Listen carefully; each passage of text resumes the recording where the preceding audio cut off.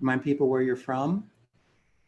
And today we're continuing with our second activation panel discussion, taking all the learnings we've had over the last 2 weeks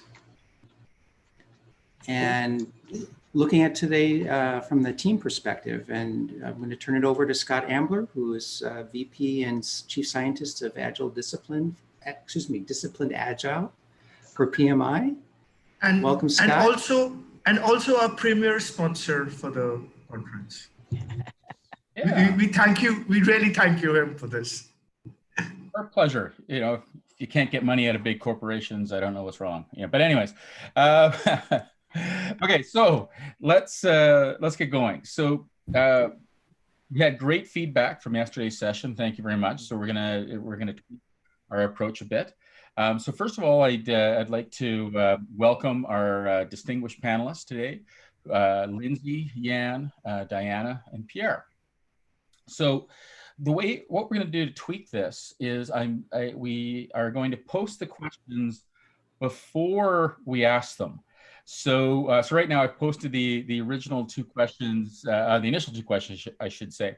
And what I'm going to do is ask the explorers, the non-panelists, to start chatting about about your opinion of those, how you would answer those questions or what you would like to hear from the panelists. And I'm going to ask the panelists, I've already asked the panelists actually to monitor the chat in order to give them some ideas of how they might want to, what they might want to answer and what they might want to talk about. So we're going to try to introduce a little more feedback and discussion cycle into today's panel. So anyways, let's jump into it. So I'll start with Lindsay.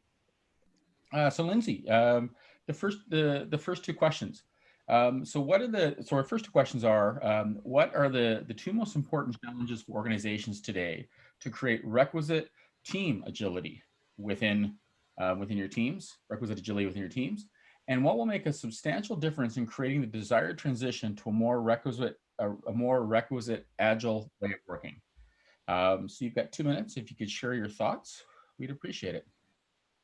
Thank you, Scott. Nice to be here today. And I would like to kind of address that first question about what are the 2 most important challenges by saying that I think the challenges almost match the rationale for requisite agility. Because to me, the 2 challenges are diversity and complexity.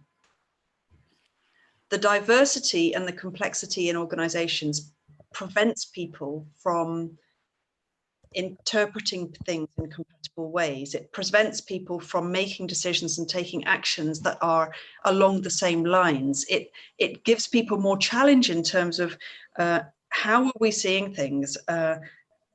There's so much complexity around that. The more complexity there is, the more difficult it is for people to be able to understand, well, what is going on at each level? What is required here? How do we need to be agile on one hand, but perhaps also efficient on another hand, which are 2 different parts of the same axis.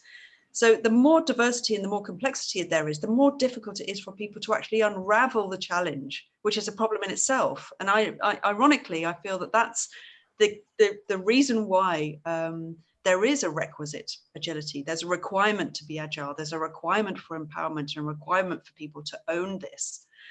So it's all part of the same thing, the flip sides of the same the coin that I find most fascinating.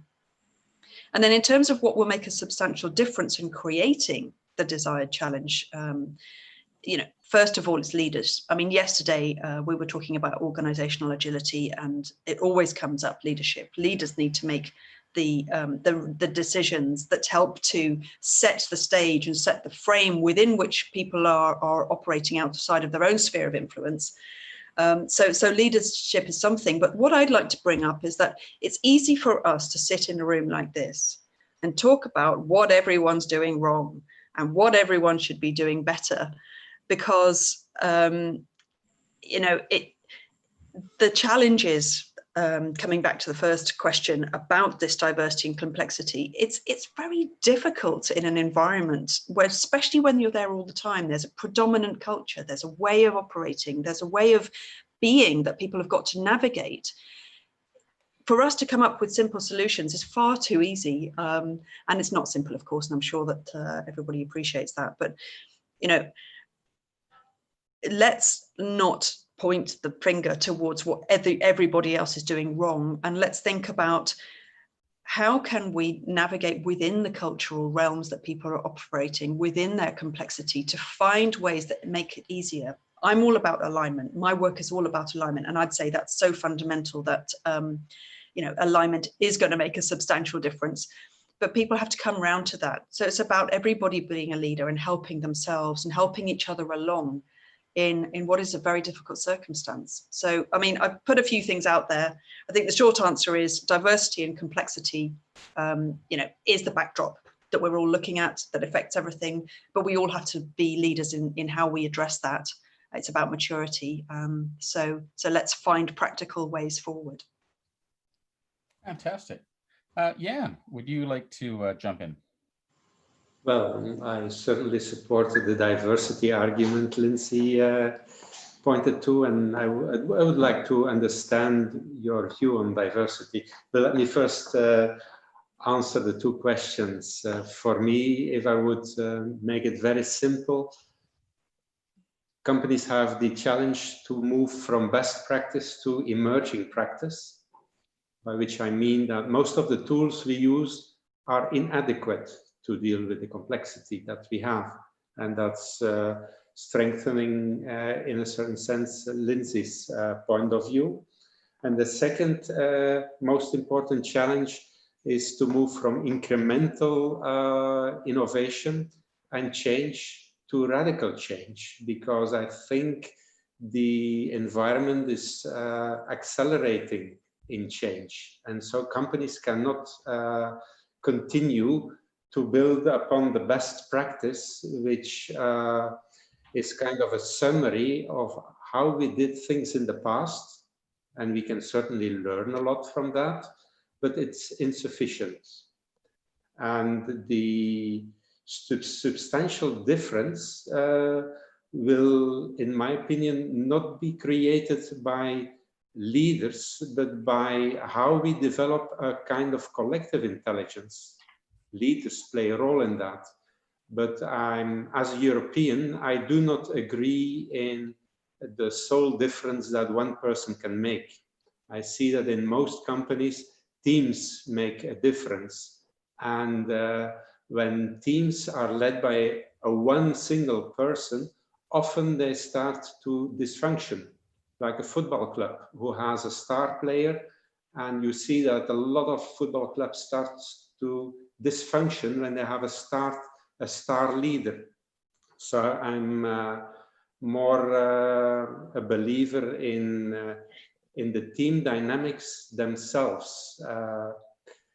Team dynamics that are not oriented at building better practice. I think we must leave the practice behind us and move into reflective practice, by which I mean thinking together, exploring together, co-creating together, transcending issues together. And that's where different perspectives can be combined. That does not happen by the leader. It's also not the role of the leader to do that. It's the accountability of everyone within a team to transcend the issues at the level they are confronted with. And of course, there are different levels of complexity, but we need to find means that enable team members to build a different kind of reflective practice. And that will enable, let's say, creating breakthroughs and enabling us to realize radical change or, the real requisite approach as we meant it when we were discussing the RA principles. Okay, thank you. And Diana, what are your thoughts on those questions? So when I think I was so glad that you sent these questions out to us well in advance, so I had time to. So I thank you for that. These are very deep questions, and I appreciated the time to think about them. I think in some ways it has to do very similar, but maybe a little bit different take on what Lindsay and Jan have said, is that I think organizations, they have to overcome their habitual way of doing things. That recognition that the way we have done things forever, not necessarily wrong or bad, may be fit for a certain point in time, but probably not going to be fit as we move forward into the future. So that recognition that we really are going to have to change the way that we do things, both in teams and, and then across teams and then across the organization. So I think that is kind of the first step, whether that means bringing in more diversity, which is certainly a piece of that, or a lot of the other things that we've talked about over these 3 weeks. It really is moving out of our old way of doing things into a new way. And so that is the first one. And then if we can face that challenge, that we can't just keep doing things the way we've been doing them, the next challenge is speed to learning. How do we increase our capacity and our ability to learn within teams, across the organization? When one part of the organization, when one person on a team learns something, how do we spread that learning rapidly through the team? That's part of, our focus on fluent proficiencies is about that. How do we increase that speed to learning? Years ago, I bought a book that, because I've been interested in learning in organizations for a long time, and this book was actually called The Learning Organization, and it was, I was very excited about getting it, and it had essays from a lot of different people, 37 different chapters. When I actually read the book, 35 of the chapters were about archiving knowledge, taking something that someone had figured out and then putting it somewhere, and all the different ways that you could put something in an archive as opposed to continually evolving it. And there were 2 articles in the entire book that were actually about co-intelligence, learning together. How do we do that? And the phrase speed to learning came from one of those articles. So, I think that's going to be a big thing. And that's, my contributions in the Agile space in specific have been around how do we learn more quickly in teams? How, retrospectives are about that. Agile chartering, how do we set up teams to be little learning organizations? And then the fluency model is about how do we gain learning and skill. And so this has been a long time devotion of mine to this understanding of how people learn and the ways learning gets spread through organizations. So I think the second question about what will make a substantial difference, and it's not about achieving Agile. It is about some larger goal that the organization is trying to meet and finding the best ways to meet that. And as I've been thinking a lot about the transcending and transdisciplinary, it really is moving to that larger goal of how do we create a better organization, how do we create a better world, and pulling together whatever practices, principles, and things that are going to help us do that. So for me, the biggest way we make a difference is making, recognizing those 2 challenges of moving out of old habits, creating new habits or creating new evolving habits, and honoring speed to learning. And then how we make a difference is we invest in that. we recognize the importance of that, and we invest in that in our organizations. And as team members, we invest in our speed to learning in our team. And so we give time, money, whatever that investment, attention, whatever that investment might look like, we make sure that that is ongoing and in place so that we can keep the learning alive and keep it spreading around the organization. Diane, I have a question for you.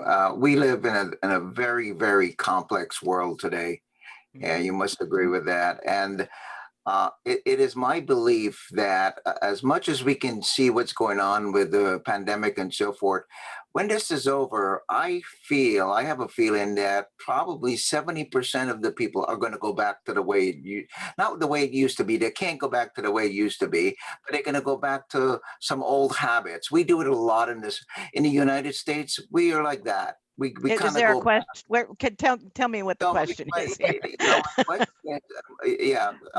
My question is, what's your thought on that as far as learning is concerned?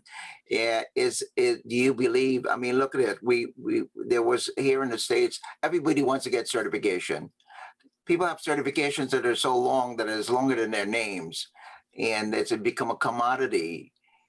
So, do you believe that a small population or a smaller population of people who have this kind of interest of moving forward, exactly what you talked about, is going to make a dramatic difference in that area?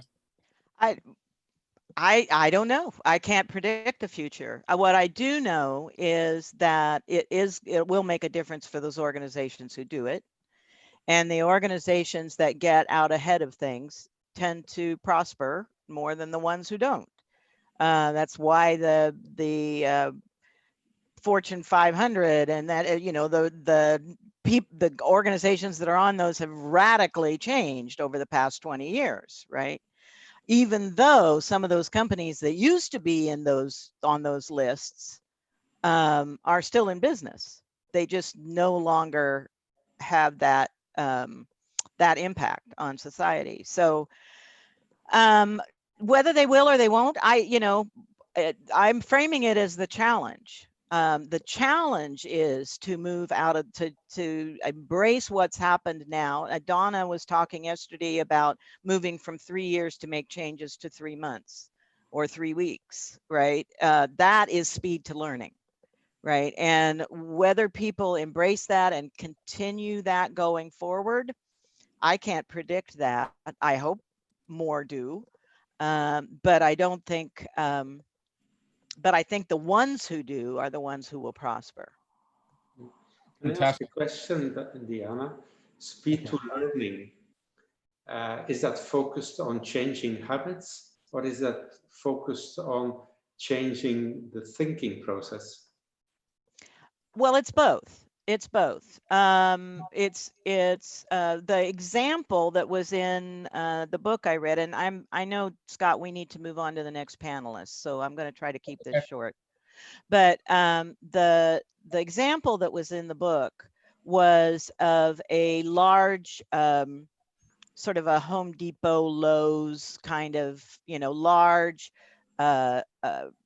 hardware building center kind of place, and how each building center had its own manager, and that the central location would roll out these marketing plans for special sales, right?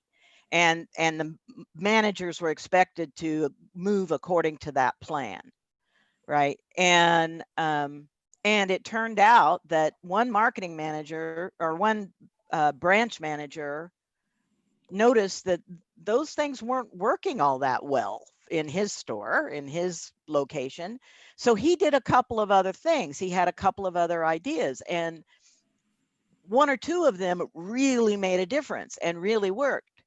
So he reported that up to the central authority, and they reported it back down. And by that time, the sale was over. And so the next time this came along and they said, you have good ideas, why don't you just share them directly with the other store managers? so that we can move these ideas through the organization more quickly. So that's a different way of thinking, but it's also a different action based on that way of thinking. Mhm. And I think that's the sort of thing we're looking at. How do we, I mean, networking for sure. How do we distribute our learning more quickly through our organization is a speed to learning metric. I'm really curious about what other ones may be out there. Okay, great ideas. So Pierre, what are your thoughts on these two questions?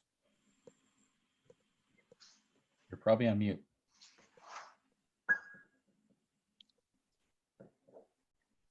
You're still with us? Yeah, you're still on mute. You're still on mute, which is the way we normally prefer them. But anyway, Enjoy having me on mute. That's what holidays for you. The question was, I was thinking, acknowledging there is a problem in the organization, maybe the first step.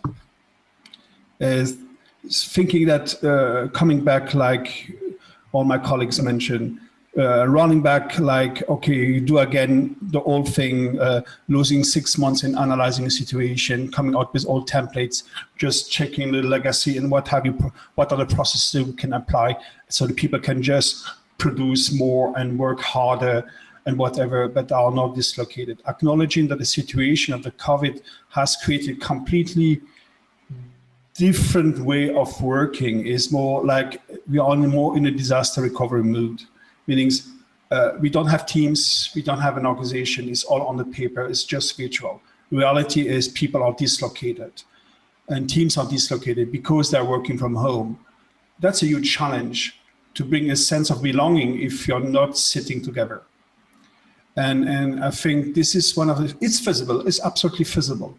So that's why we need actually really helping, supporting Agile coaches say, hey, that's the momentum to be more coach than only Agile, not only methodology has nothing to do, but you make meetings, check out the people, check out how they're communicating together, and maybe say, oh, maybe Jordi, I saw you were a little bit, oh, Jordi, do you have 5 minutes after the meeting? Just, I want to chat with you. See, then in the meeting, say, hey, Jordi, I saw you were a little bit silent, doing what's happening, are you feeling good?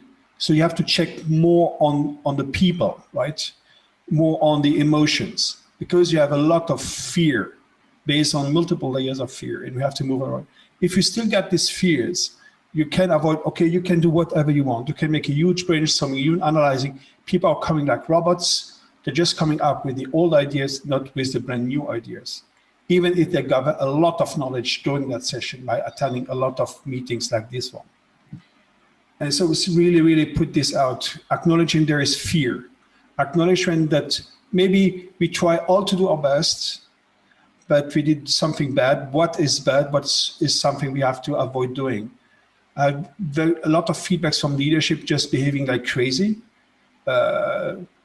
bullying people, sending email instead just calling, don't make video, making a Skype for meeting session without the video, so it's like a phone call. It's bad, but it's not bad because these people are devils or bad people. No, because under stress, we are all being badly. So we have also to help the leaders. Hey, slow down, don't panic, start trusting the team. And we call what we call reboarding, re-engaging people, rephrasing, what is the purpose, why are we here? Why are we here to work together? Making money, start a living again, not surviving mode. That's okay for everyone. It's okay for the companies. But I do believe we will have a backslash. We have already this backlash in Germany. So we are, since 2 months, everything sounds to work smoothly, but it doesn't. Because the economy doesn't start. It's always stopped. It's like we are going all on holidays, we close everything down. It's like all the doors have been shut down. Then you're coming back like the 1st of January, I open the door, where are my customers? But your customers have gone. And your suppliers have gone. And your banks, they are not longer here. And your workers, but they are looking for another job because they have to leave. That's acknowledging the situation. Is how can we build on the top of this? How can we remove that fear? And how can we avoid having this in the future? So what is my business continuity plan? Maybe thinking about let's having teams, because teams is a very single small entity. It's what we call the safe to fail container. It's the psychological safety. If you put a pressure of one people, you're jumping into a tunnel, and maybe you don't see the opportunities on your left, on your right. But you can give that objective at a team level, so you keep your eyes open, so the team can learn and is reducing, and you can have some different pace. This is what we learn with Agile. We are just clever. We're just using the same dynamic, but of teams instead of individuals. And rethinking the organization as a whole, the company as a whole. So based on the requisite agility, what should we do is to think the core is the system, the simple unit of system is a team. What makes the system agile is the interaction of agents in the system, meaning interaction of people, that communication. So even though maybe you're agile, you're not agile, it doesn't matter. Diversity means you don't need to be agile, you don't need to embrace that cult, that religion. You can be completely agnostic or from some other culture, and that's okay. It's how we are interacting together makes us agile. And we need to have a container allowing to create that kind of teams, which is the organization. So 3 points, my conclusion, 3 points: acknowledging there's a problem, then you're able to start. And change doesn't mean adding more things in your old plan.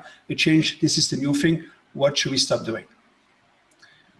Take care about fear and the trust, and recreate trust in the team, in the company, as a family. Okay. I was short. That might be a redefinition of short, but anyways, let's continue on. Okay, so I posted the next question into the chat. The next question, or the current question now, I guess, is transdisciplinarity. I pronounced it this time. Is becoming extremely important. How can this be realized? And I'm going to ask Jan to start with this. Well, I observe that in 90% of the cases, transdisciplinary working is not going well. Also in this conference, most of us have an issue in embracing transdisciplinarity. We stay into our own models, into our own views, and we experienced in the last 14 days how difficult it is to really listen to each other. And transdisciplinarity for me is very much linked to listening on multiple levels at the same time. That means not only listening to the content and the process of what is being said, and embrace how you can transcend and conflicts, possible differences in views, but it has also to do with listening to the structure that you use in bringing things forward. For example, we use a lot of logical structures. Most models that were presented here in the conference are logical models. And we all know that reality doesn't correspond with the logic that we impose, that we attribute to the reality. Our models are kind of stories, and it's important to look for the thought structures that are behind the stories, that generate the content of what we are saying. If we talk about fear, for example, what is it in fact that we mean? What is the thought structure behind it? It's important to listen to that. Are we talking about fear from a process point of view, how it develops? Are we talking about fear from a relationship point of view, in terms of by what is it strengthened or weakened? Do we talk about fear related to the bigger picture and the context? So listening at multiple levels, that's where, in my opinion, transdisciplinarity starts to occur. And we are not used to do that. If we talk about learning, if we talk about diversity management, if we talk about complexity management, we often talk in terms of content categories, and that makes us very difficult to transcend and to really integrate different points of view. So transdisciplinarity is looking at the structures that we use in and that we have woven into the models that we use. And those structures have the models have their use, but often we start to use models without being conscious how they were built, in what context they made a difference, through what kind of evolutionary process they went. And so if we start applying disciplines, like Agile is also a discipline, it's a very poor discipline at this moment in terms of a very narrow, focused set of principles and models. If we do not look behind the models to the structures, we cannot identify what is missing. And transdisciplinarity begins by listening to what is missing in our storyline of reality. As long as we are not able to do that, I think we will be imprisoned in our own logics. Okay, thank you. Lindsay, what are your thoughts? I'm just going to kind of approach this. Thank you, Jan. That's very thought-provoking. And I think I'm going to come at this from a slightly different angle, because for a start, I think, you know, I know the word transdisciplinarity has got a different meaning from interdisciplinary, but it's a bit inaccessible. And I think interdisciplinary, the difference between the two is that one is just more effective than the other at sharing meaning. So I think we've got to just talk in terminology that people can access for a start. And I think when it comes down, a lot of these answers to these questions come back down to a core value and a core idea, which is trust, especially in teams. I mean, there's plenty of research to talk about trust. And sometimes we're talking about extending trust. And what I mean by that is that when you don't feel like you're in a trusting environment, but you would like trust to be present, you have to extend the trust first to get it back. And, you know, some of this interdisciplinary work that is effective is about people being trusting, is about openness and respect and inclusivity, and not sitting in our educated boundaries, but being free and feeling like we can talk without being ridiculed, feeling like we can extend our way into a different topic than we may be familiar with. And it's being okay with people doing that and showing their ignorance. And it's being okay with helping each other learn where other people have ignorance or other people have knowledge. So I think that this comes back to me to behaviors. It comes back to me around how we can work together when, you know, everything is joined up. We are in a whole systems world. We are in a cause and effect world where we're just constantly responding to things. So let's open up those boundaries and open up to each other and just try to practice that extension of trust to enable the more open, respectful and inclusive environment that will help us. Okay, Pierre. Oh, very interesting points from my colleagues here. Just thinking about transdisciplinary, it's not the same as multidisciplinary. So in a team, it's about needing the knowledge at a certain moment in time. Is quite empirical because you're learning as you go. but you have to have access to that knowledge. And there is no one methodology, it's not one recipe that works well.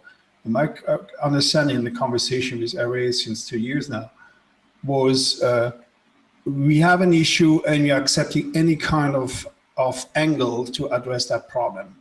Maybe, and Jan comes with his idea, Lindsay comes with his idea, Diana comes with his idea, Scott comes with an idea, and that's fine. And we demonstrated it's fine. I have my own idea. But sometimes people have strong opinion, and that's okay too, until you really listen to things. So the points of Jan about listening, even deep listening, or just listening, it's enough, is a challenge for us, for everyone. So if you're an expert, maybe you lose your ears because you're thinking everything from your own angle, from your own biases.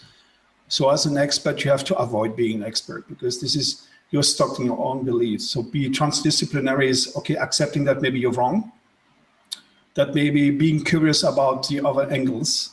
And yes, it is, we call it, you have people working, so in an agile world, so I love people agile is a fantastic topic.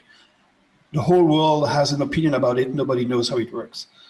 And nobody is asking really the agile people how it works. And indeed, this book, because I'm pissed, right? But no, kidding. The way, when your agile team is working, you can't analyze everything until the end of the details, having all the details. Maybe you stop moving forward. We need to move. You don't need to move fast. You have to move. You keep the motion. Sometimes it's faster, sometimes it's slower. So that's why we say sooner, not faster. But when the knowledge is needed by an expert, you call the expert, and this expert is coaching the team and hand over his knowledge to one of the team members. So that's why we call this generalist specialist, because on the fly, maybe you become maybe a data expert in 6 months because you liked it, you discovered it. So I try to make short, Scott. Thank you. Diana, your 2 cents. I believe you're on mute, Diana. Yeah, okay, let's take care of that question first. So maybe that's a good example of transdisciplinary, right? It takes a village to keep us all off of mute when we are supposed to be off of mute. Now, what this really makes me think of is years ago, I asked my son, who is a wilderness tracker among many other pursuits that he does. He goes out in nature, tracks animals, tracks humans, actually part of, finding people who are lost and those kinds of things. And I said, so when I had just read an appreciative inquiry, a book about appreciative inquiry, where someone said, Gervais Bush is his name, said that part of the role of the manager is to look for the behavior that you want and then fan the flames. So I was thinking about how do you, and he said, track down the behavior you want, then fan the flames, right? And he gave a bunch of examples about how to fan the flames. And I thought, he's given no examples about how do you track down that behavior? How do you find the behavior that you are looking for? And so I went to my local friendly household tracker and I said, well, what do you do when you are out in the world and, looking, doing something, when you go tracking? And he said, well, we have to have wide angle vision. We have to be taking in information from a lot of sources at the same time. He said that might include looking in the places we don't normally look. Being aware of the places that we don't normally look, like up here. Few of us ever know what's going on up here, right? Unless we take the time to really examine that. He said it's having enough different different understandings that sometimes I can look with the eyes of a biologist, other times I can look with the eyes of a geologist, other times I can look at the world through a network scientist or an ecology, or, you know, I can take those different views. Sometimes I mean, he had like 5 or 6 different things to hold in his head as he went out into a natural environment to really be able to see what was there and begin to make sense of it in a way that he could communicate to others. And for me, this transdisciplinary is not, you know, what is the problem right now? Do we need some of this discipline and some of this discipline and some of this discipline, which is my understanding of interdisciplinary. But developing that capacity to hold lots of different ways of looking in your mind all the time and come to a situation with fresh eyes, not with a particular focus, but with that wide angle vision. And so that's one of the reasons that, you know, I'm going to keep coming back to this, but it's one of the reasons that we encourage folks who are doing retrospectives to pick a lot of different kinds of foci for their retrospectives, to not always just say what's continuous improvement, but what's our relationship with our customer? What's, you know, let's look at this from a lot, how is our team doing from a lot of different points of view. It's why in the Agile Fluency model, which is admittedly an Agile focus, but we are very specific to say we are not talking about just one Agile method here.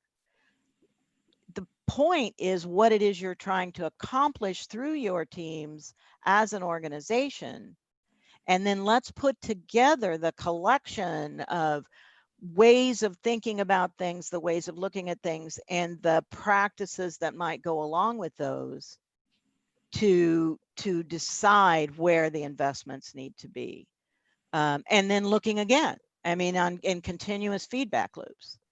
So, so for me, that's the transdisciplinary view. It is, in how I enact it, is this idea of keeping the widest angle of vision possible, but having developed enough understanding of enough other ways of looking that I can incorporate those as I go along. So after I left the Agile Alliance Board, I went on to the Organization Design Forum Board. Because from years ago, I knew that the organization design community had important things for the Agile community to understand, and so on and so forth. And partly why I'm really devoted right now to the Black Lives Matter movement, because I think diversity is something we need to understand to do a really good job. So, so that's, yeah, so I'll stop now. Sorry. Yes, Jan. I fully follow you in your point that you're making, that you need to explore different ways to understand reality. And you also need to have the capability of holding the different perspectives in your head. But suppose that these are 2 steps towards transdisciplinary thinking. What is, according to you, the process to come to transdisciplinary thinking? So the exploration of diversity is one of the building blocks, is one of the process elements, but help me understand how you see the other process dynamics in order to come to a kind of disciplinary, this transdisciplinary way of working.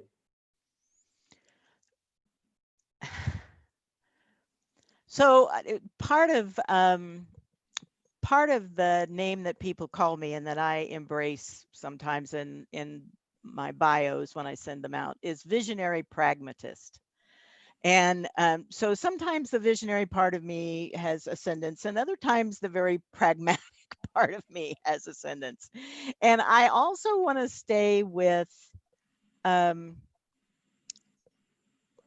things I believe my clients and the folks that I am mentoring can actually comprehend and work with. So while I may be taking in all of this, I am also making choices based on my relationship, my understanding of their situation, about what I offer. And so I'm not as abstract as some, I'm not as hard-nosed as some. I try to sit in that middle space. One of the other things that the tracker talked about was listening with different ears, and knowing that he talked about my area of disturbance, my area of impact, and my area of disturbance. And he says, when you walk into the woods, sometimes you hear a bird, a far, far away bird calling, and you think, oh, isn't that nice? It's a bird call. But no, that bird is letting all the other birds and the other animals know you've shown up, right? That is the distance to my area of disturbance, beyond which I can have no awareness. Right? I think keeping those things in mind, the idea of what can I know, what can I not know, awareness that there are things I don't know that I can't know, but staying open to learning about those things as I come into proximity of them is what's important to me about this. Because I can only work with the things that I can work with. And where right? do you look at if you assess or make an assessment of the area of disturbance on a team level? What do you look for? I would look for, well, I tend to use this more with managers. So the idea that if you are a manager and you walk into your team, do not believe that the behavior that you are seeing when you are present is the same behavior that is happening when you are not present. Right? That's an area of disturbance. You show up, it has an impact. I think that's one of the primary tools we all need to develop as consultants and coaches and people who, managers, leaders, people who are trying to help organizations move forward, is what happens when I show up? And so when the team shows, I would just extend that then to the team. When the team shows up, what happens? What impact does that have on the rest of the organization? There are different ways of measuring that, but teams, very often when teams first get started successfully on an agile path, the first thing they want to do is tell everybody else in the organization how to do it, right? And what we always counsel them is, no, spread your word by attraction. Do the best possible work you can do. Make sure that you are contributing to the organization in the best possible way, and wait for people to come to you. And so that would be one measure. Does the team have other people in the organization coming to them to say, what is it you're doing? How are you doing this? Is this, we aren't getting the kind of results you're getting. Why is that? What can we learn from you? I'm not sure I get what you mean by assessing the focus or the zone of the area of this disturbance, but perhaps, Scott, we can move on to the next question. Yes. So luckily, Diana's recent commentary was a very good lead-in to the next two questions, which I would like to ask at once due to severe lack of time now. So the next two questions are, what is the core of adaptive leadership? And I think you're sort of hinting at that. And how do we enhance collaborative intelligence? Also, I think what you were sort of hinting at. So, and I will ask Lindsay to jump in first on this one. Hello. Okay, I'm going to give some short answers to this. In one word, I would say that the core of adaptive leadership is about empowerment. So it's empowerment of self and about empowerment of others, because you can't achieve anything on your own as a leader. It's always through the team that you are empowering. And adaptation means being able to see and being able to take accountability and responsibility for what you see and how then you take that back to be adaptive. So empowerment kind of comes into the same thing. And then on the how can we enhance collaborative intelligence, the work that I do leans heavily on the research around learning behaviors. So we've talked a lot about learning, we've talked about behaviors. The four categories that have been identified are about psychological safety, team coherence, interdependence, and group potency. And that stands for trust, commitment, confidence, and a reliability, if you like. And if a team is practicing and encouraged to practice in a cultural kind of bubble, if they have to, those behaviors around learning behaviors, then the way that they're collaborating is so much more powerful. So I'm going to stop talking there because that's my quick answer to the questions, without going into too much of it, just to get some pace going here. Fantastic. Pierre, let's see what you can do with this. So my answer is yes. And Slightly. And thank you for asking me the question. So the second point to create is I was thinking about what I'm doing with my team and the organization and my customers I'm working with is usually the point is always linked to trust is let it go. Don't control every 5 seconds. Let go and see what is happening. It's like you throw or maybe you smash a stone in the water and you count the rings. Don't continue smashing.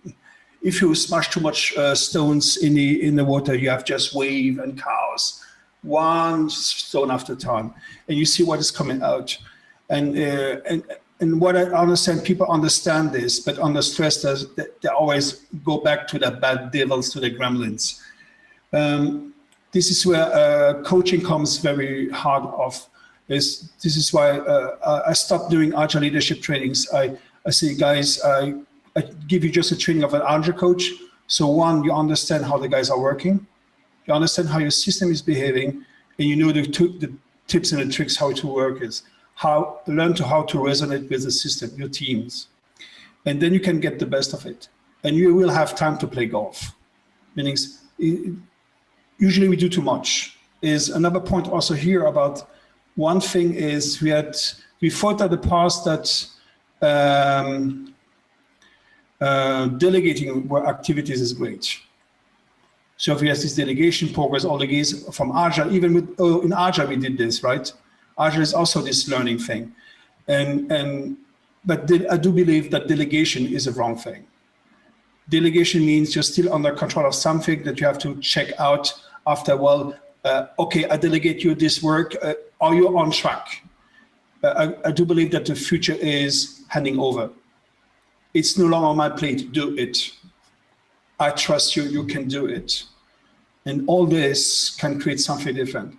And I love to quote Jane McGonigal in her book, The Reality is Broken, when she wrote is, people don't have proportion for laziness, they have a proportion of hard work, but work that matters. So here, I'm coming back about the vision, the strategy. If your direction is clear, trust your guys, they will do it. They will do it. That's I never saw something going bad. When it's going bad, there's something playing politics, which is bad. But usually people are doing hard work, even the French guys. So that's me. Okay. Diana, a few short thoughts. And you're on mute. It takes a village. Yeah, I tried. Takes a village. I was at a conference earlier that had one moderator through the whole thing, and it became a drinking game every time he was not on mute, or he was on mute and shouldn't have been. In the chat, drink, drink, drink. So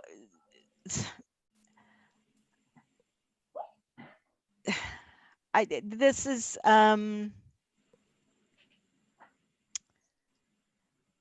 you know what, I don't really have anything to add to what Pierre said and what Lindsay has said. I mean, I think that trust is trust is so critically important for teams, and making sure that the enablement for the teams to do good work is there. It's like Pierre said, it's generally not the team that's the problem.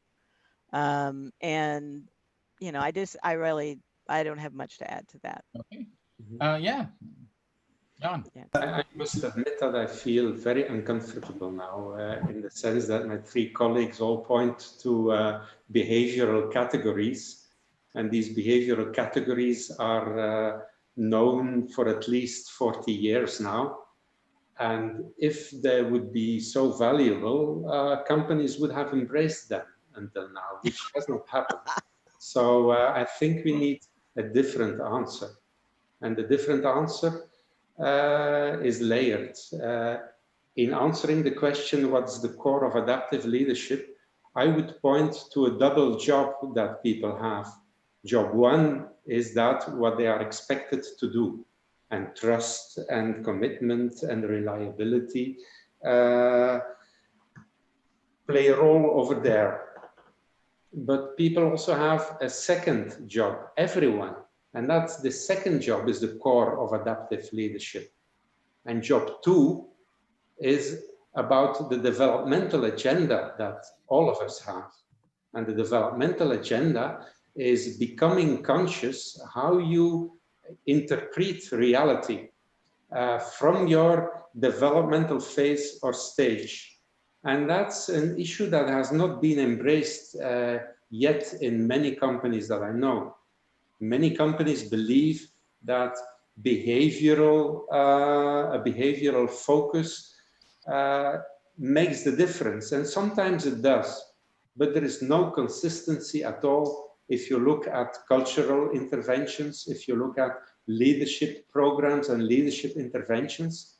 I think one of the most recent studies that I saw pointed out that only 12% of what was learned in leadership trainings, in behavioral leadership trainings, made a transfer into concrete practice. 12%. 12% does not support a lot our behavioral hypothesis. So I think we need to look at job two, which is becoming conscious of how we protect ourselves, of not thinking more broadly and not engaging ourselves in transforming ourselves. And at the team, also a team has a job too, which is rarely made explicit. So adaptive leadership starts with making a difference between job one and job two. And then what is collaborative intelligence? Collaborative intelligence starts to occur when team members start sharing their job too, sharing their vulnerabilities, sharing their uncertainties. It's not in job one that trust is created. Trust is created in how job two is designed. And almost 99% of the developmental approaches in companies ignore job two. So that's the reason why collaborative intelligence is really not being very much developed in most companies, because a real dialogue starts in job two. In job one, there is debate. There is an exchange of perspective, and there is a kind of a dynamic of participants to be right, to have the most integrated and more best perspective on reality. And that hinders really both transdisciplinary working, it hinders adaptive leadership, and it hinders collaborative intelligence. So I would say collaborative intelligence starts by sharing one's developmental agenda. And that starts to happen in retros, in reflect back workshops, in intervision sessions, but not carried out in a traditional behavioralistic coaching way. I don't know whether that makes sense. I would really appreciate a reaction. Maybe can I just react to that very quickly? Yes. Because I mean, I completely agree. Of course, it's all about that. But a lot of what's coming out of psychology is about people's motivation. And I can't help but think that the layer underneath that is all about people. It might sound very old fashioned, but I think it's about people being a nice person and people being in teams interacting nicely and together. It kind of responds to the piece about ethics. You know, what are we trying to really help each other? And are we really trying to act not from selfish motivations, but from the team goal? Because underneath that motivation, I think would come a desire to then, you know, interpret things and be more developmental towards the team goal. You're partly right, Lindsay, in terms of social emotional development goes over putting oneself first, which is instrumentalist, to being liked and helping each other. The pattern there is other dependency, gaining respect and building one's identity on the respect. And the overall pattern in those first two positions is that teams do not succeed in really developing collaborative intelligence. The next developmental phase, and that's why I'm talking about a developmental agenda, job 2, is about moving into a kind of a self-organizing way of approaching reality, and that's operating from one's own value system. That's searching the constructive conflict and not being hindered by disagreement, but building upon one another, which does not happen in the face of being liked. If that's the underlying motivation, collaborative intelligence won't work. And even building trust can work counterproductive to building collaborative intelligence there. And I think one kind of condition for that, if you like, is that people themselves, as well as leaders, set the ground rules for what is okay and what is not okay. Can you repeat it? So the ground rules for how people are collaborating together in terms of what is okay and what is not okay. It sounds very basic, but it's really a sort of, you know, what defines nice? What defines the motivation that allows us to get into that kind of responsibility? Yes, Donna has a good parallel question, which relates to what you're saying, Lindsay. What is okay or not okay starts from what does it mean to belong to? And if I'm not okay with something, what is it that I fear of being pushed away out of the group, which I need to hold my own identity?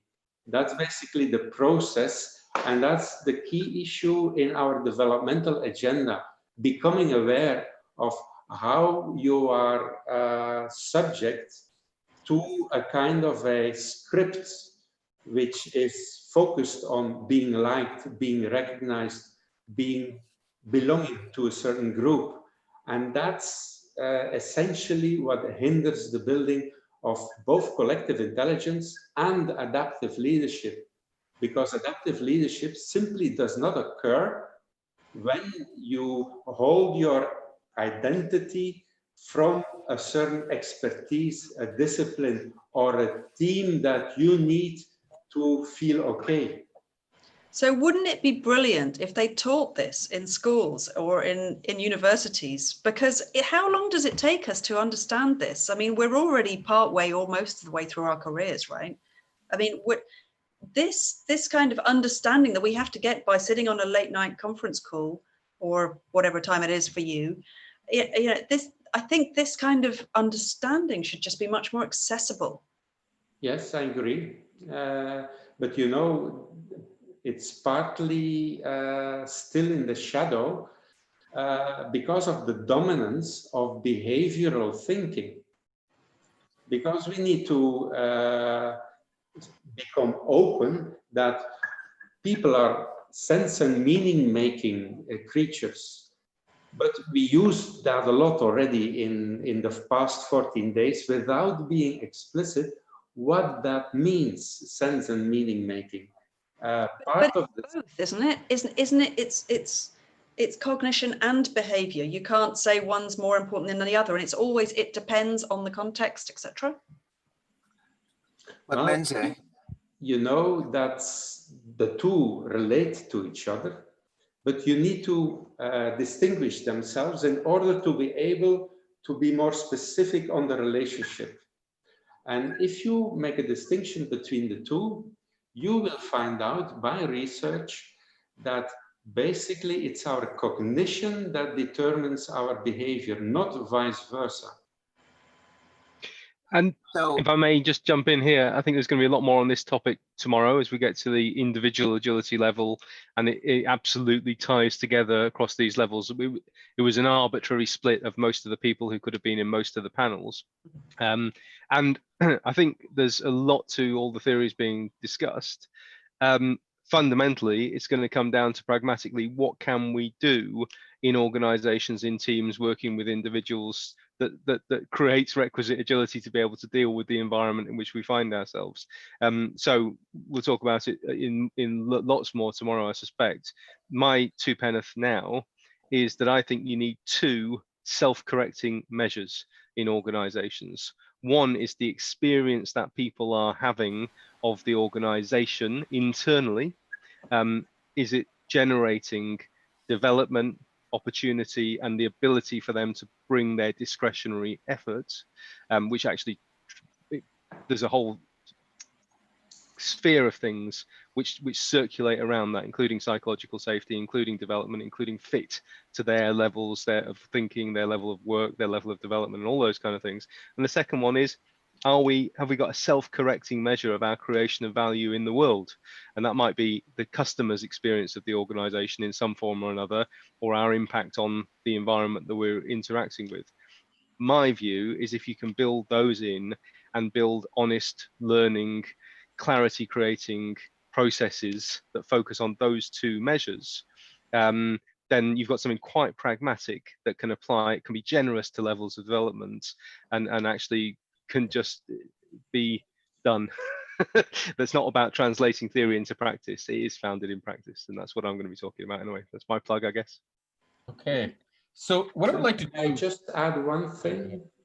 I think personally that the question that we must ask more is not what can we do with a team, but how can we find ways to open the thinking process in a team, which is quite a different question.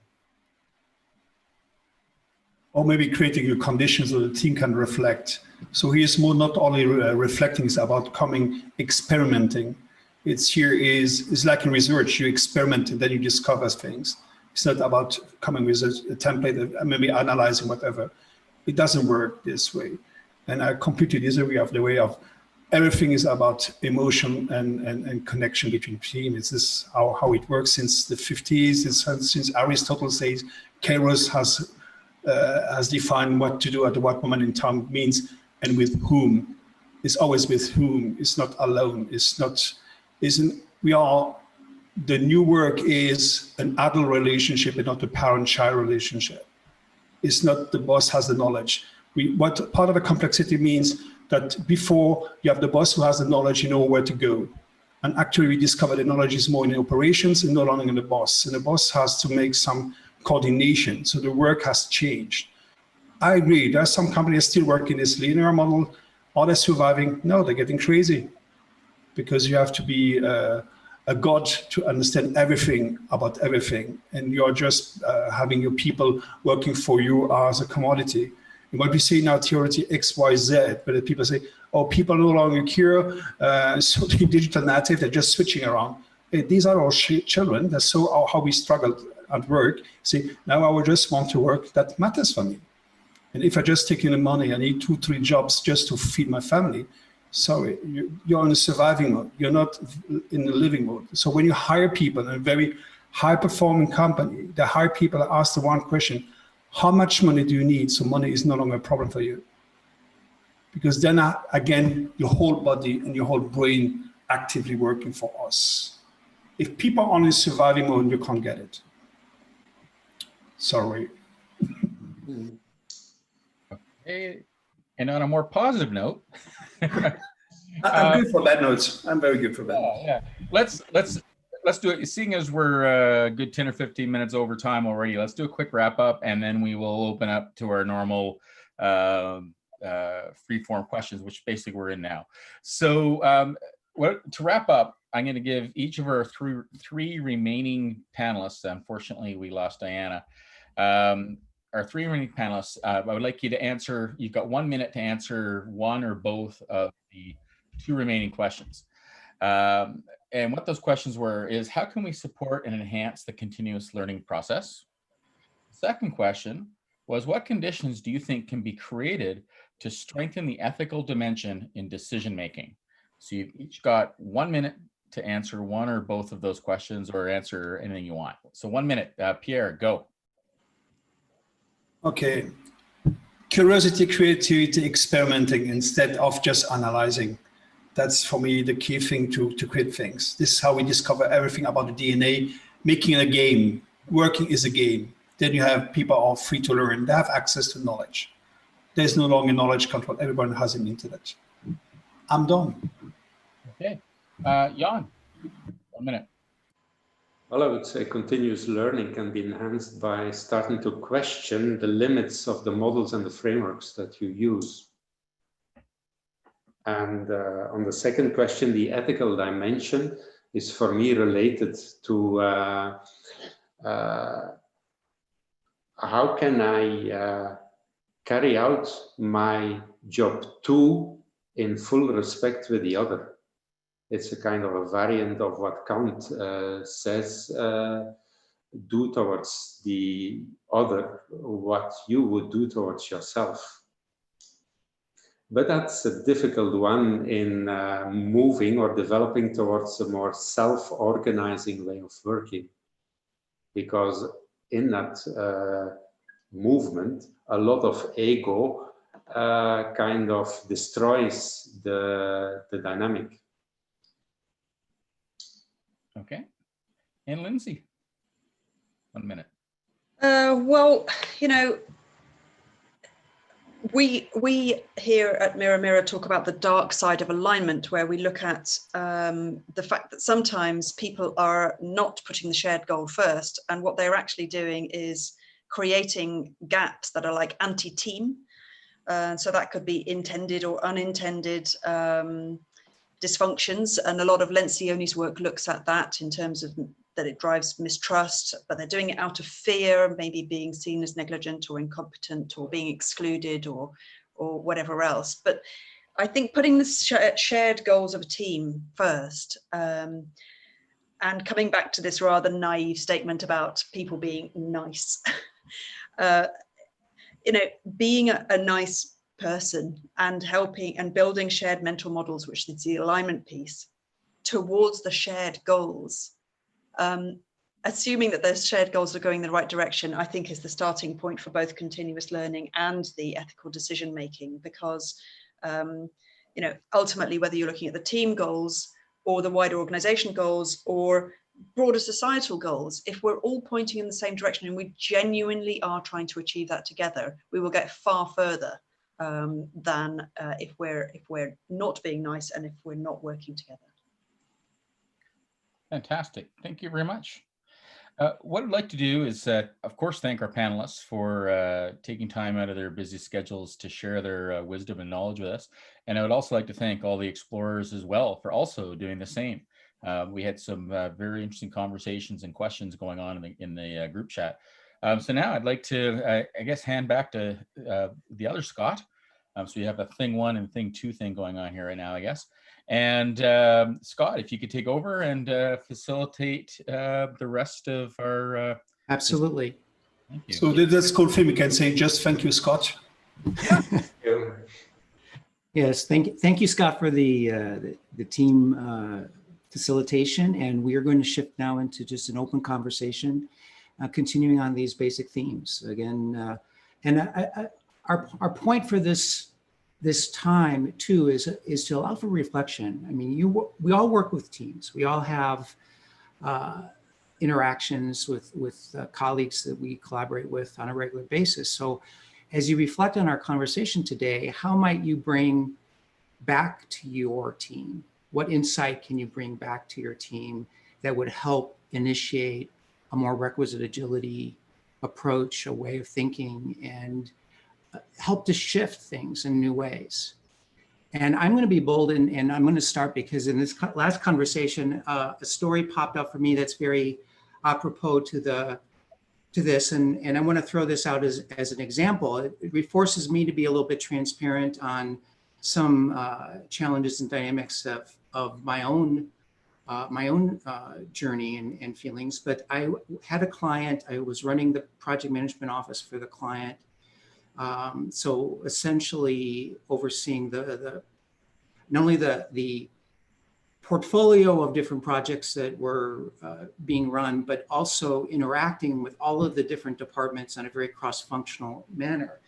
And the CIO decided to hire one of the consultants that he was working with to become his new VP of infrastructure.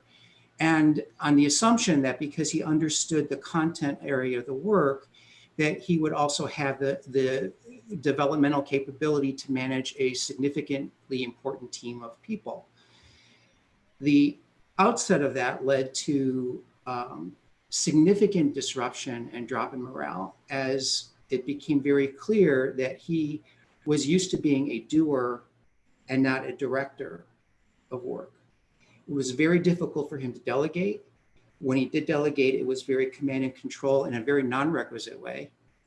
And the end result was I was having conversations with a team that was essentially demoralized. Managers who would expect to get feedback from their manager, their direct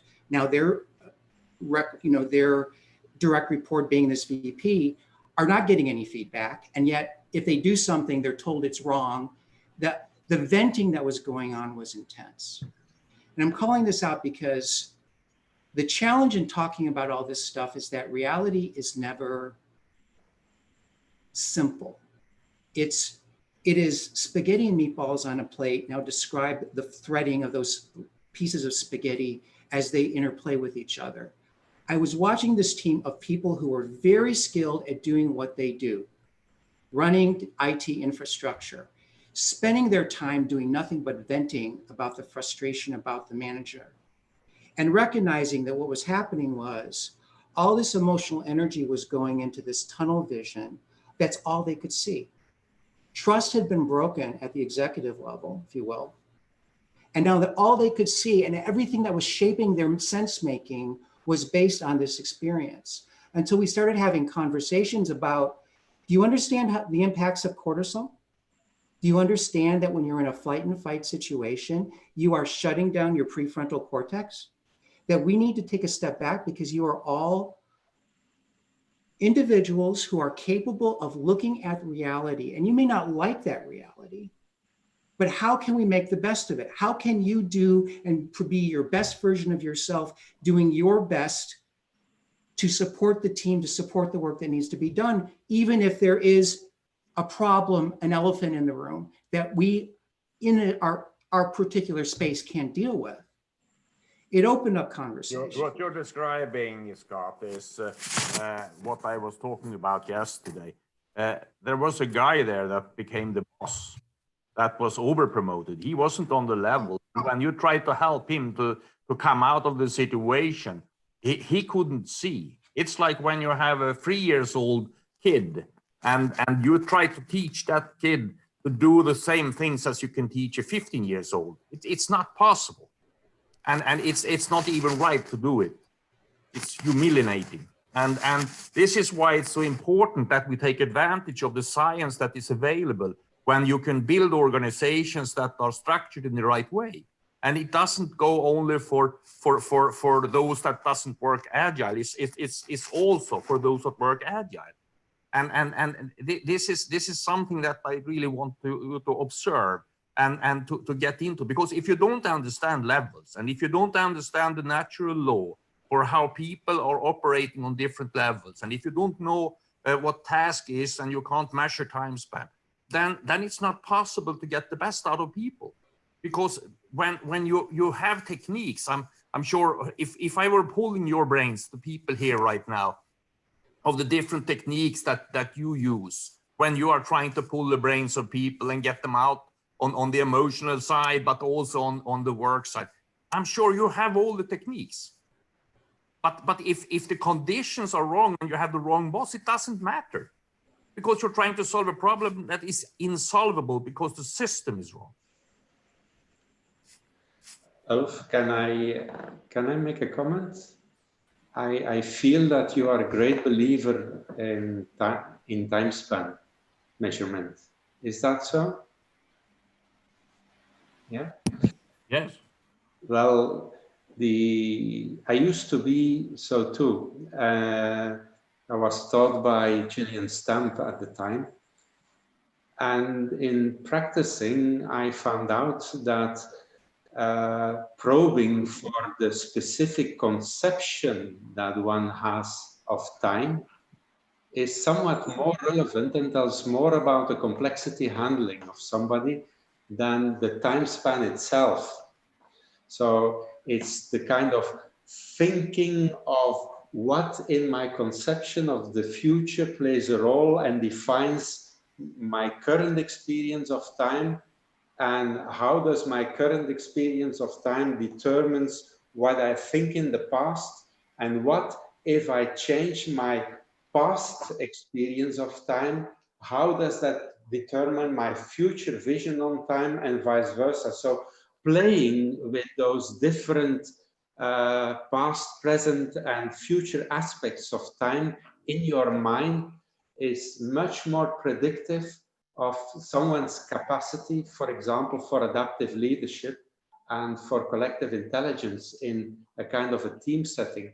And what I'm doing if I'm working with time is not only introducing different time horizons, but especially changing the way they handle time and their conception of time, which is not linear at all, but which is very iterative and very complex interwoven.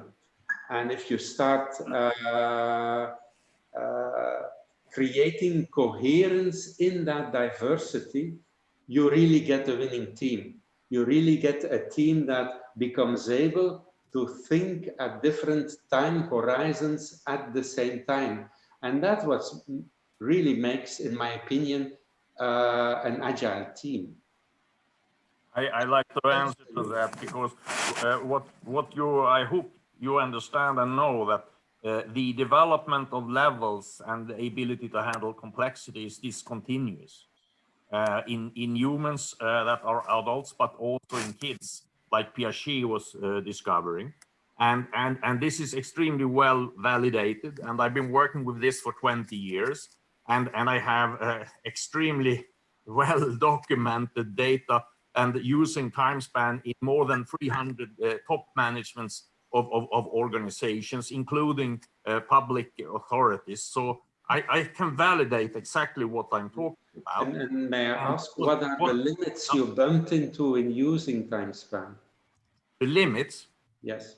This is what I discussed with Stephen, because when he looked at what he calls compressed time, what does that mean? Time can never be compressed, but people think that the time span is something else than what it is. And most people that comes out of the BIOS and Gillian Stamp, they don't know what a time span is. They can't measure time span. But those that were trained by Elliot Jaques, that learned how to do that, they know how to measure this, and it's extremely valid. It's a validity over 0.95, and you don't find in the behavior sciences something that is that valid. Yeah, but so you did not experience any limits in working with time span? The limits in the sense that I described yesterday, when you train consultants and others that you want to learn how to make time span, it's not easy, because time span is not given. When people develop infrastructure, not agile software, but when they develop infrastructure projects, then they automatically start with the task, and then they determine how long time it will take, and they create what they call a waterfall type of work breakdown structure or any of the other models that critical path, for example, and so on. They use that. And if you look at lean projects, you always start with the task that is going to be performed and you measure time. But when you look at the vertical axis in organizations, when you ask a president of a company or a CEO, when you ask them what is it that you're trying to delegate to the CFO or the regional manager or whoever, business unit manager, they don't think in terms of time. They think in terms of time schedule. Next year or in 2 years or maybe sometimes in 5 years. But if you are to digitalize a company like a bank, for example, with all the systems that they have, normally more than 1,000, you don't do that in 3 years. You don't do that in 5 years either. And try now to reintroduce COBOL training in the universities because they have systems that I learned how to program in COBOL in the 70s. And there are no people that are working anymore that can do that. And this is why it takes an extremely long time to transform the whole system part. And it's the same when you introduce 5G in the telecom, it takes more than 10 years. And time span is still as relevant as it has been. But there are certain things with artificial intelligence that you can automate.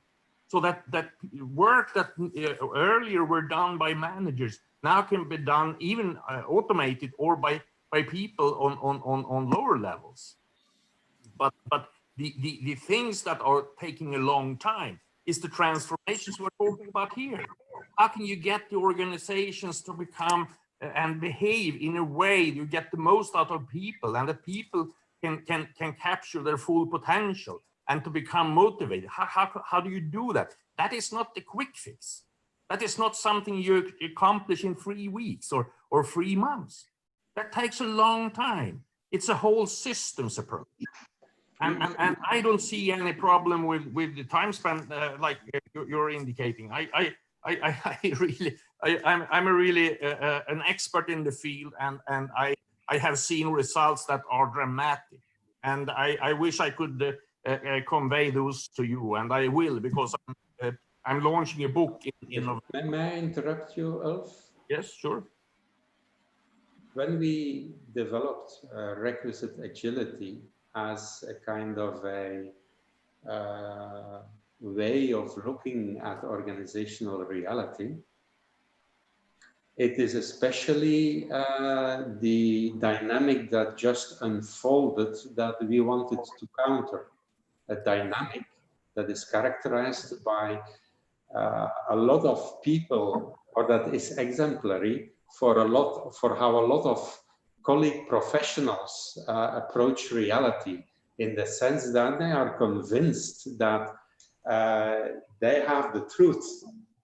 And requisite agility is about being convinced that every model, every approach has its limits. And that's where requisite agility starts.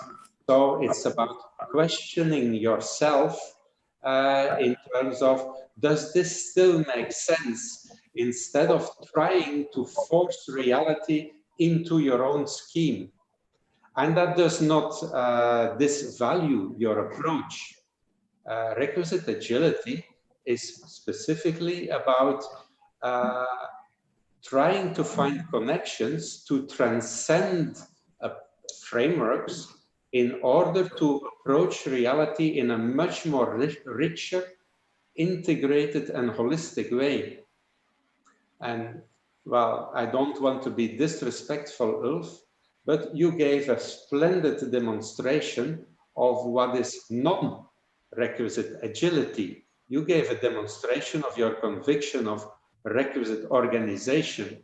And that does not, I'm not saying that requisite organization hasn't its value, but Stephen, for example, I know he's talking about compression.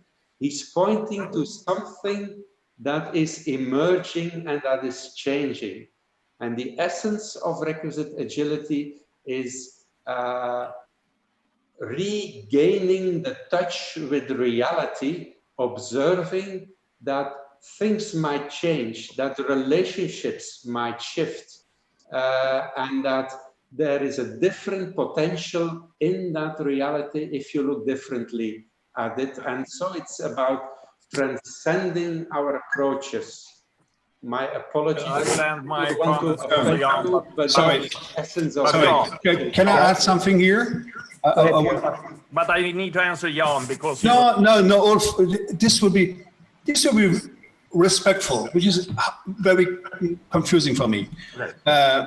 We are transdisciplinary, means everyone is right?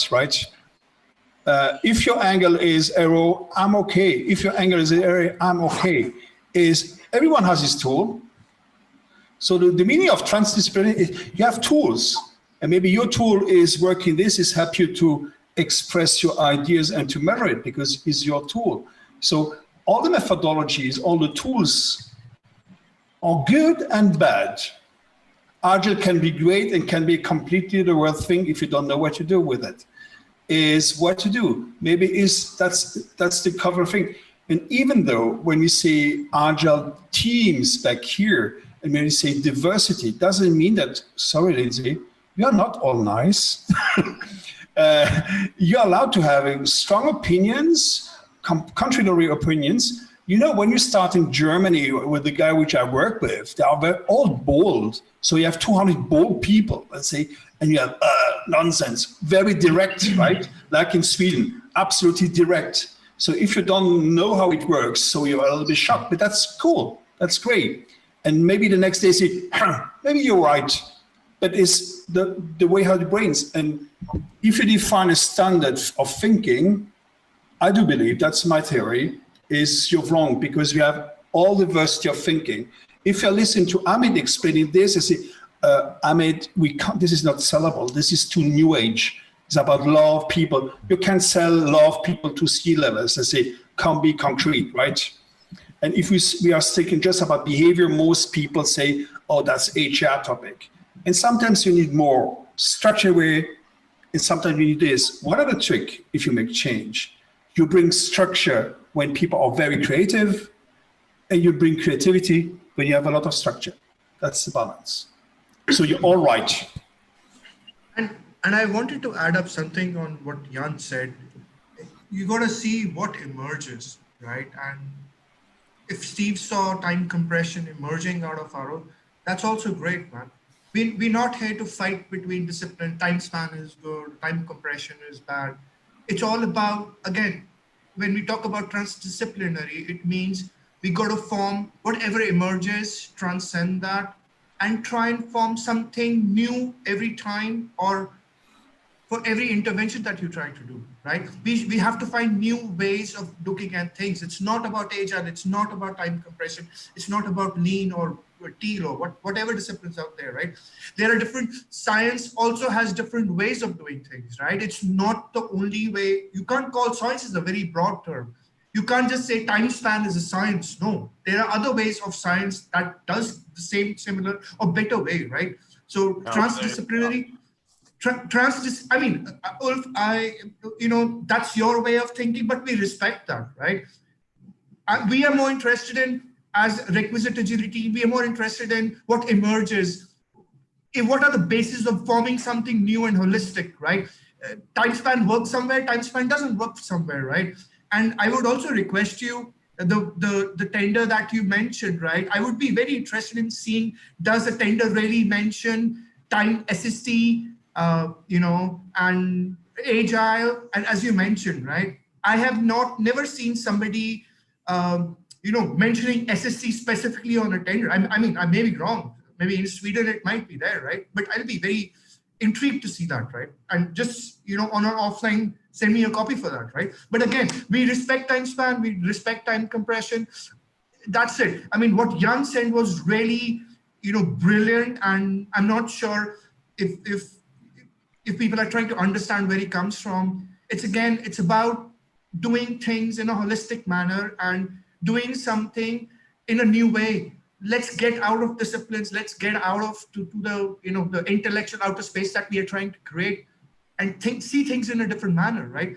And I think somebody, I think Stephen Perry left, he gave me an example of, when you go to the unknown, Star Trek, right? You have, when the red light comes out, beep, beep, beep, right? What has happened? You compare the data that you have, you analyze what you have, right? You just can't go there with the tools that you have. You have to invent new tools, right? That's transdisciplinary for me. I think that's the only example I really wanted to give. Yeah, but you can use any tool you will. We are typically here in the storming phase of a team building. Sure. That's good. I need a little bit. A short comment, and then I'm fine. But this week I saw a study made in Finland about the school system, and it turned out, and this was a very explorative, trying to get to the deeper feelings among people that were excited and knowledgeable in the field of schools, and several hundred people had responded, and they found that there were two groups. One group was more liberal and wanted more democratic school, and the other one was more demanding that you need to learn the kids the knowledge that they need in adult life and so on.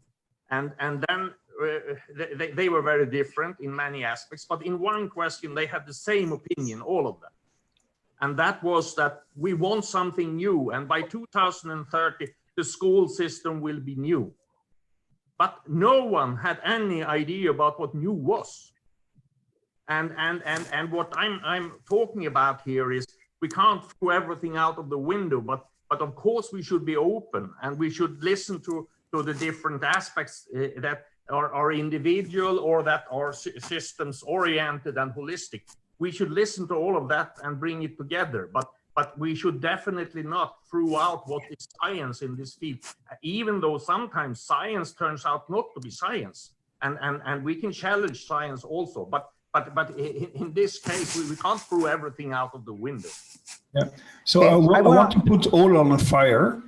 Pierre, Yeah. I want to stop this for a minute, because I appreciate Ulf's comment, but we've kind of gone into from where I was trying to go with my story, we've gone into a sideline, and I want to come back to something that I think is important, because I recognize, I mean, we got in my perspective, we got sidetracked by the fact we were dealing with a manager who is not in the right role for the position, and that was causing tension. But when it comes down to dealing with requisite agility, we're dealing with the reality of the system as it is. And any human system is going to have a certain level of dysfunction.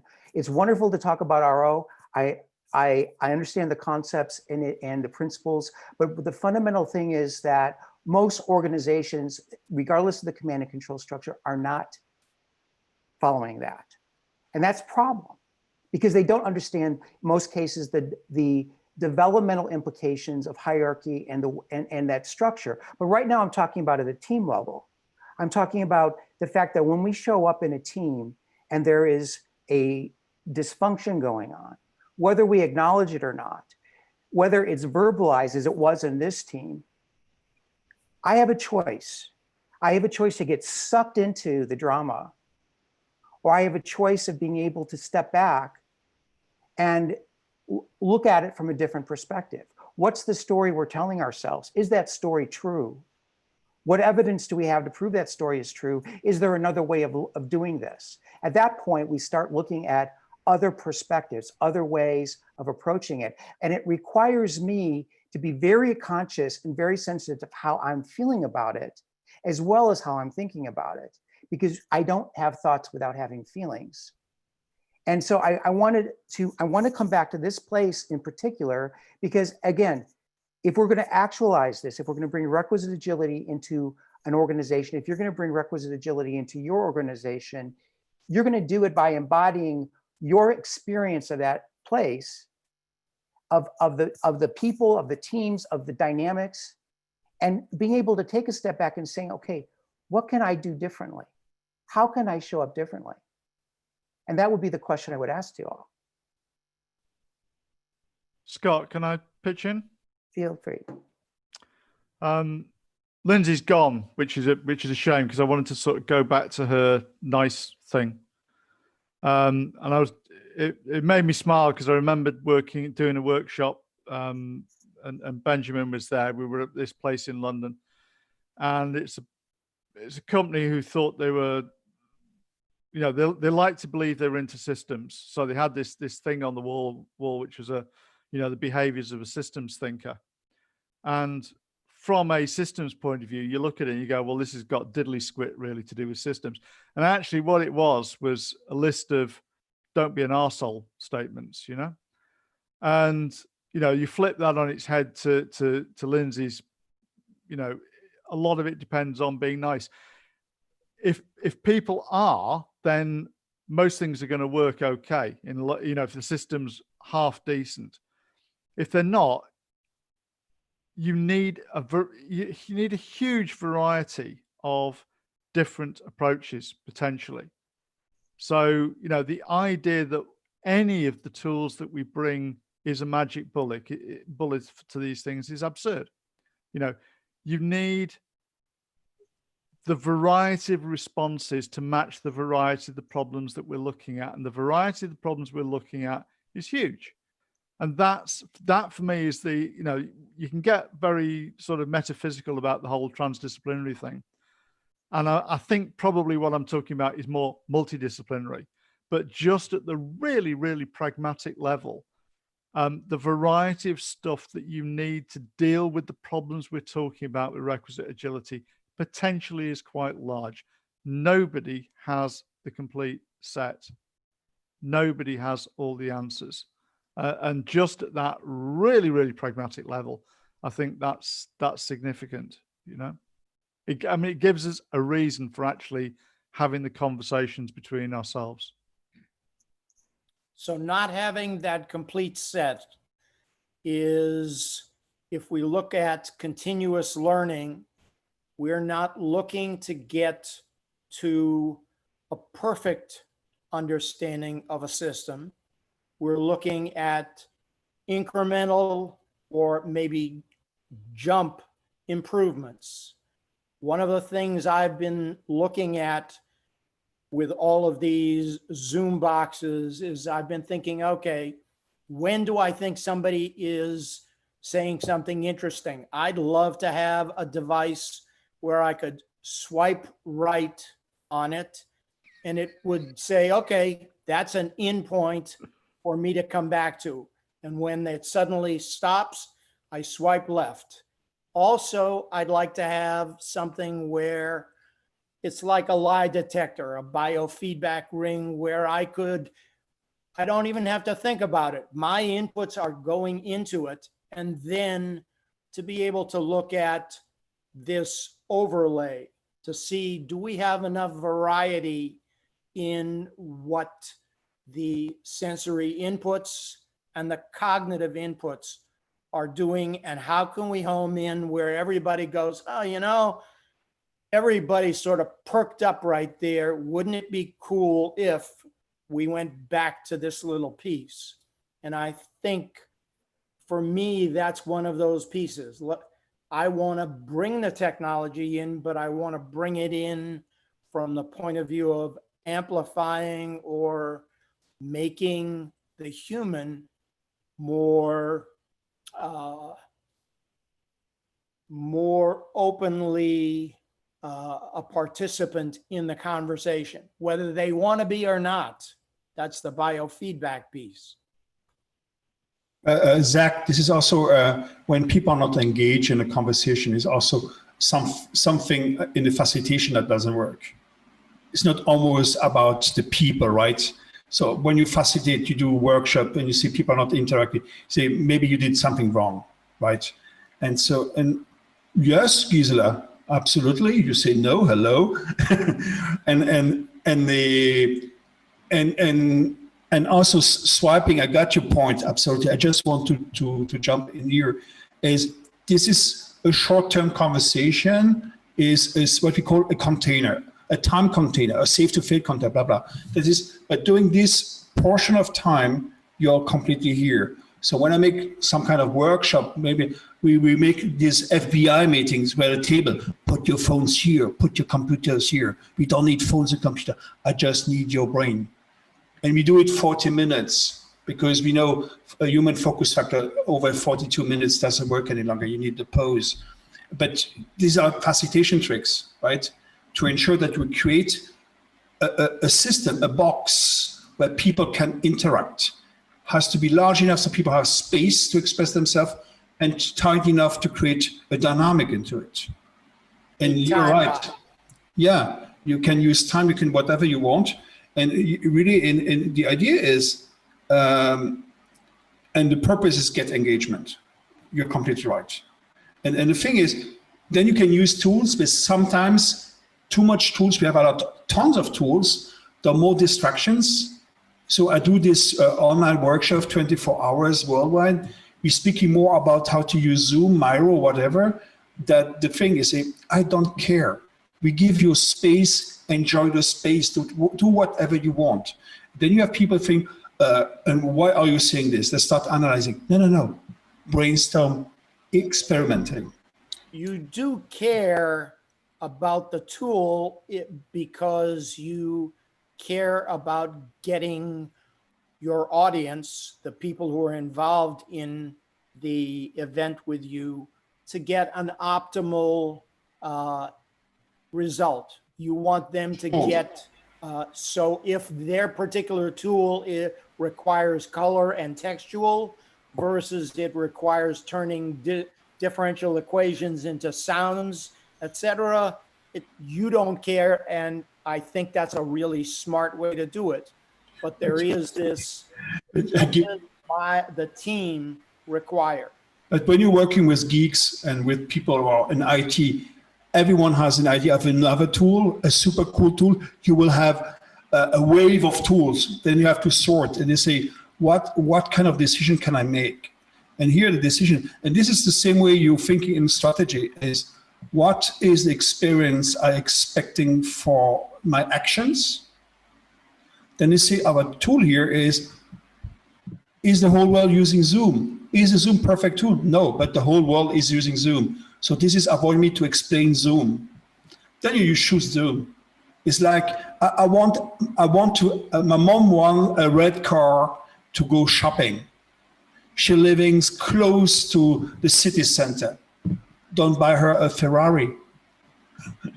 Maybe a bicycle makes the job. You know, but we are usually thinking, oh, we need a Ferrari. There's everything into it. We start analyzing until the end.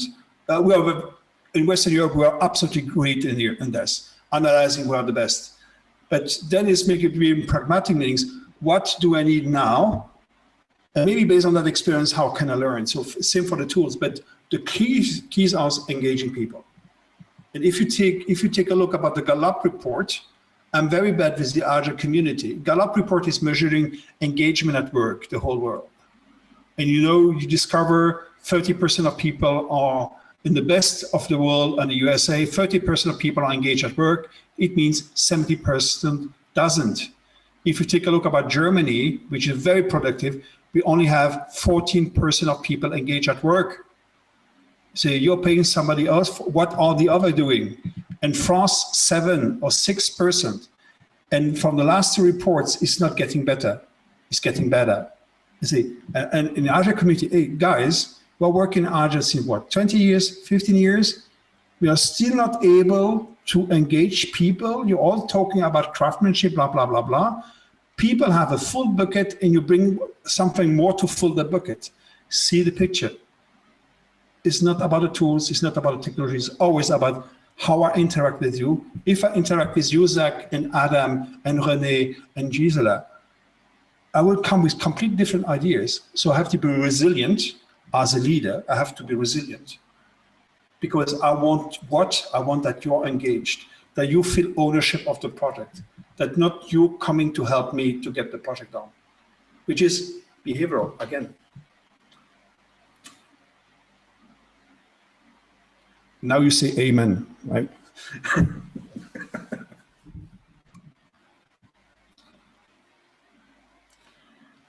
Hey, you learn mostly from your teams. I'm completing my book about agile organization. You say you have this syndrome of, do I need this? Because people will say, oh, you discover this. You discover nothing. I guess when I remember Ulf say, that's all stuff. Yes, everything we do is all stuff rephrased in our current world, right? And we have to go to simple things, not to complex things. Then you're able to avoid having this feedback from my team members. Pierre are working on very hard processes. I'm stuck, I have a lot of demands, and you're shitty agile. Can you stop doing that shit? See, oh, that's a fair statement.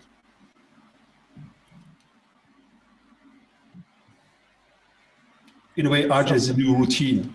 It should not be a theme, a conversation at all. Yes, Zach?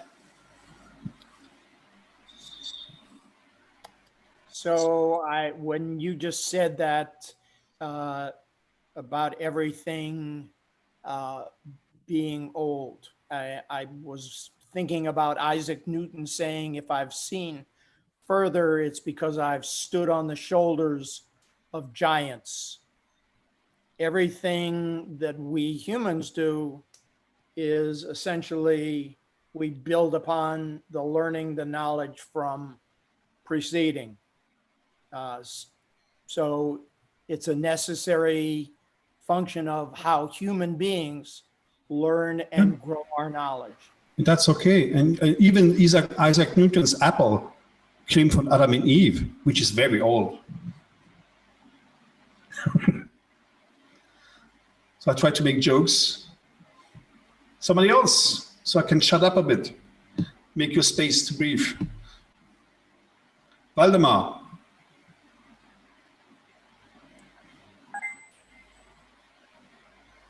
Hi. Grüß Gott. Grüß Gott, servus. Servus. Yeah. So do you have a concrete question or do you want to have any opinion? No, just your thoughts, your ideas, because we didn't hear you. Okay.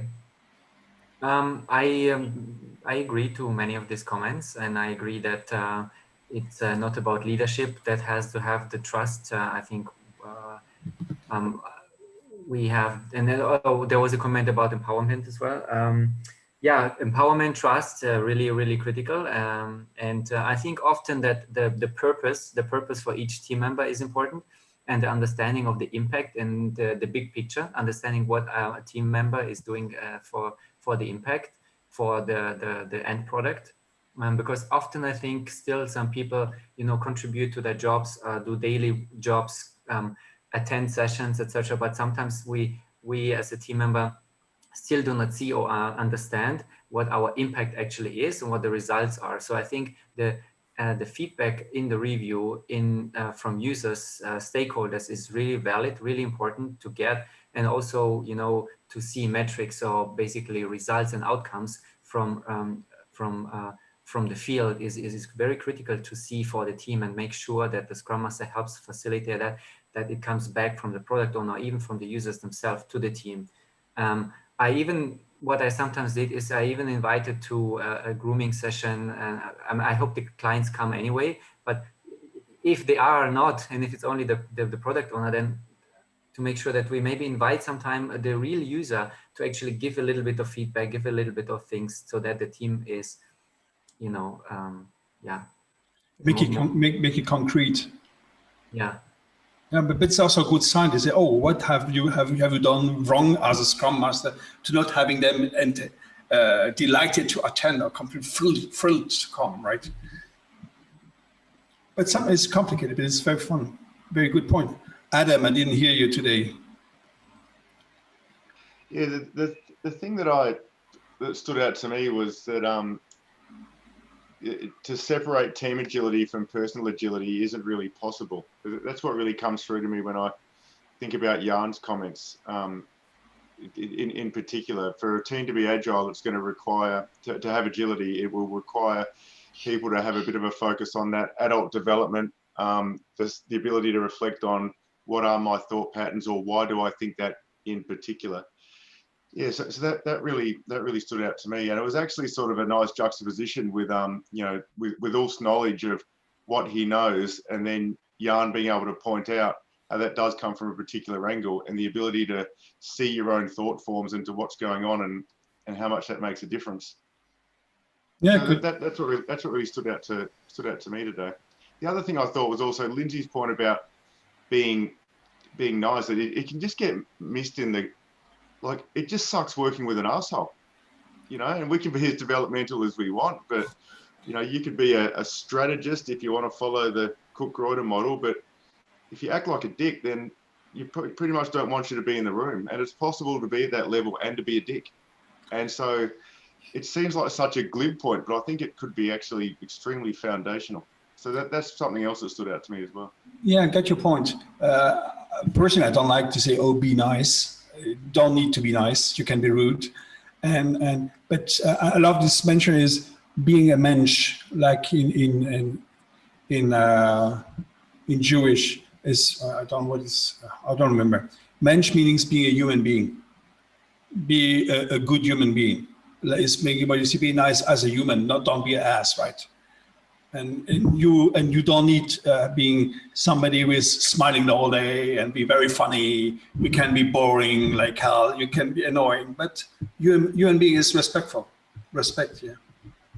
Yeah, and that sort of thing. And there is a developmental stage that comes into it as well, of course, because what is a mensch for someone from a self-authoring stage might be different from someone from another dependent stage.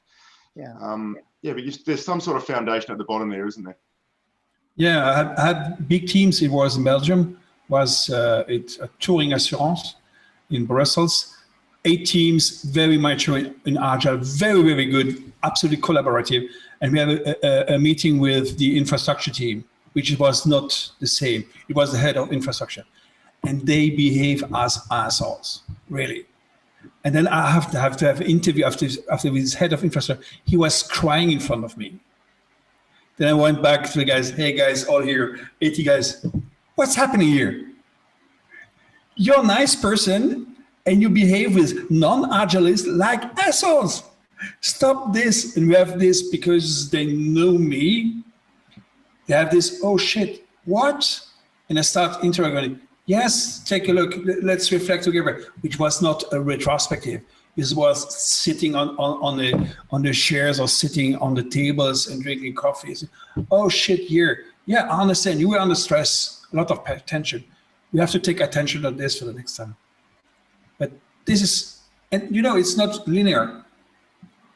You can be nice people. Today is your bad day. That's the big trick with the team.